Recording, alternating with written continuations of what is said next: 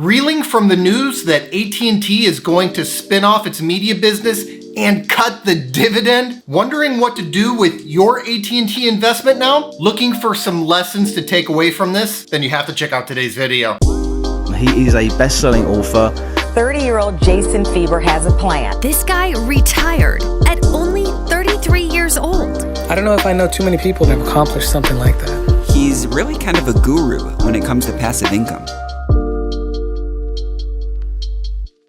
Before I get into today's content, please give us a big thumbs up if you find value in our videos. Helps us to get the word out and grow the channel, and I'd really appreciate it. What happened with AT&T? Well, the company has two large businesses housed under one roof, a telecom business and a media business. Media is being spun off as a new independent business to shareholders next year. So current AT&T shareholders will, in the end, basically own the same exact stuff, except through two separate companies. A separate media company, Discovery, is going to merge with the new media spin-off, but that's really a small part of this story. You'll still have the exciting 5G exposure on one side and the exciting streaming exposure on the other side. It's just gonna be packaged differently. Since the media business produces a lot of cash flow, the legacy AT&T, the remaining telecom business, plans to cut its dividend next year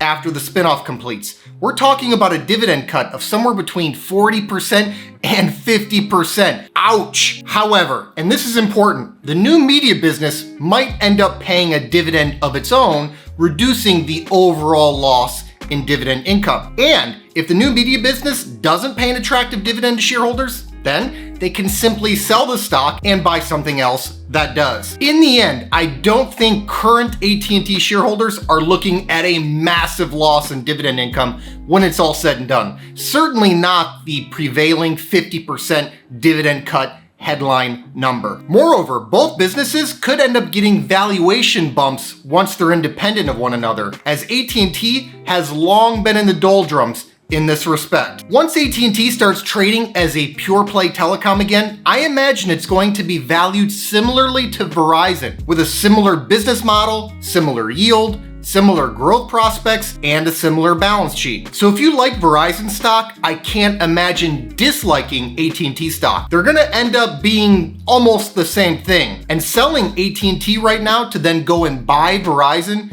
will basically leave you with a dividend cut and a familiar business model anyway. With that in mind, if you own AT&T stock, the best thing to do from here might be just to hold it. After all, there are not many stocks out there that can offer that kind of same yield as a replacement for you. And any that do are in totally different business models, changing your portfolio allocation while still exposing you to a heightened amount of long-term risk. And if you sell your AT&T stock and move that capital into something lower yielding, you're still locking in a reduction in your overall dividend income. Now, it's never nice to experience any loss in passive income, so I understand the frustration. What can we learn from this? Well, two lessons come to mind, both of which I've been consistently repeating here at the channel over the last year. I think this situation offers us a good opportunity to review both of them. Ready? Let's dig in. The first lesson is on the importance of diversification. Diversification.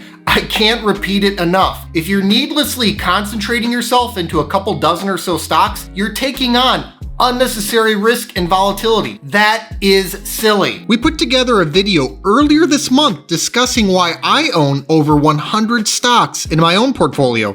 Please watch it if you haven't already. It's situations like this that prove how important that level of diversification really is. I can be sanguine about things when bad news comes along from an investment because no one company has an overwhelming impact on my wealth or passive income. A lot of investors out there keep fighting me on this, absolutely determined for some nonsensical reason to concentrate themselves into only a handful of stocks, then scream and cry when bad news hits. It's your money, I'm just trying to help. I've personally heard from retired investors who have 10% or more of their portfolios in AT&T stock alone because of the big dividend it pays out, which helps them to cover their bills. I've said time and time again how I think it's so important to avoid that level of concentration.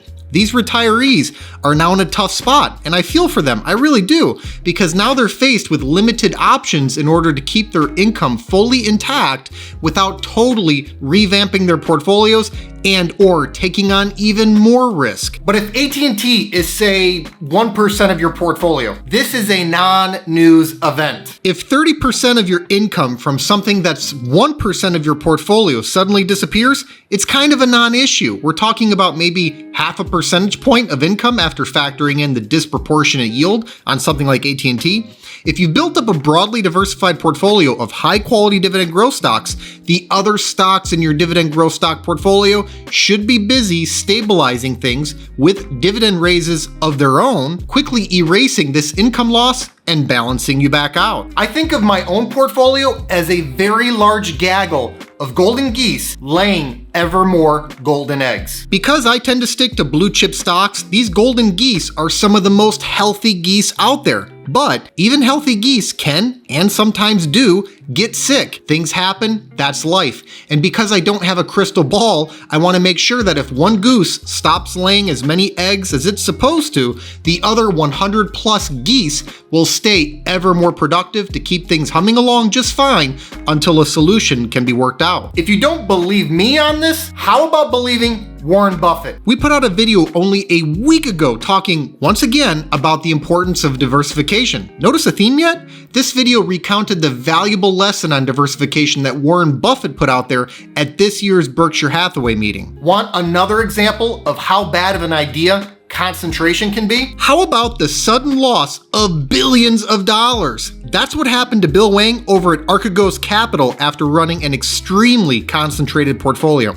Of course, he compounded his problems by using margin on low quality stocks. Still, concentration can be disastrous. The second lesson, don't chase yield. Avoid high yield stocks. I've said it before, I'll say it again. Don't chase yield. High yield stocks are often junk stocks. How do you know I've said it before? Well, that's because we put out a video only weeks ago where I said exactly that. I define dangerously high yield as anything yielding 5 or more times what the broader market yields. My advice is to avoid those stocks 100% of the time. This is another thing that a lot of investors out there keep fighting me on, which is to their own detriment. Why do I say to avoid these stocks? Because they tend to be terrible long-term investments. I know.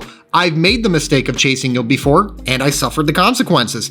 In a video we put out earlier this year, I shared my errors with you viewers so that you don't make the same mistakes. Now, AT&T has long been right on the edge of that speculative area of high yield. The stock has typically been just below the area of what I consider dangerous high yield. It's been on the bubble, and I've thought before that it qualified as an acceptable long-term idea for dividend growth investors looking to stretch the limits of income and juice the overall yield of their portfolios, assuming they're willing to take on the risk. Another dividend growth stock on that bubble, for example, is Enbridge Inc., stock ticker ENB.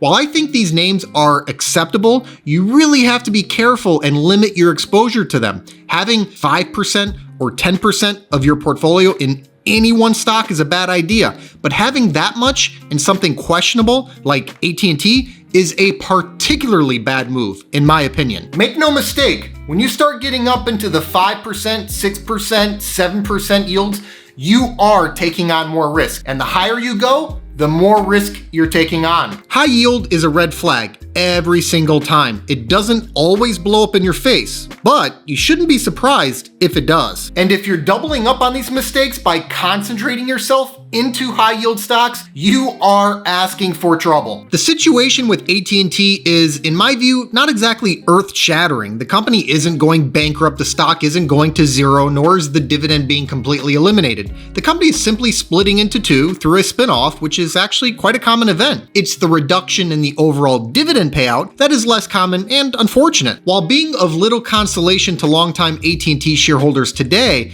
the stock will, ironically, in many ways, be a lower risk investment after the spinoff and dividend cut are done. But This situation is an opportunity to learn and grow as an investor, with these two lessons being especially valuable and germane. Thanks so much for watching. I hope you enjoyed today's video. Give us a like if you did, and let us know in the comments what you think about these two investing lessons. Please make sure to subscribe to the channel and ring that notification bell so that you don't miss out on new content. Also, take a look at the description box below for some important links, including the link to my personal stock portfolio. This six-figure portfolio, which I call the Fire Fund, generates enough passive dividend income for me to live off of. It allowed me to retire in my early 30s. I've made my portfolio entirely accessible over a Patreon, and I also post alerts there whenever I buy or sell a stock. I put my money where my mouth is, and I'm often invested in the same high-quality dividend growth stocks that I make videos on. Over the years, I've heard from thousands of investors who have been profiting from many of the same exact stocks that I own. So if you think this is something that you could benefit from as well, check the link in the description to see my portfolio and start getting my buy and sell alerts. I'll see you next time.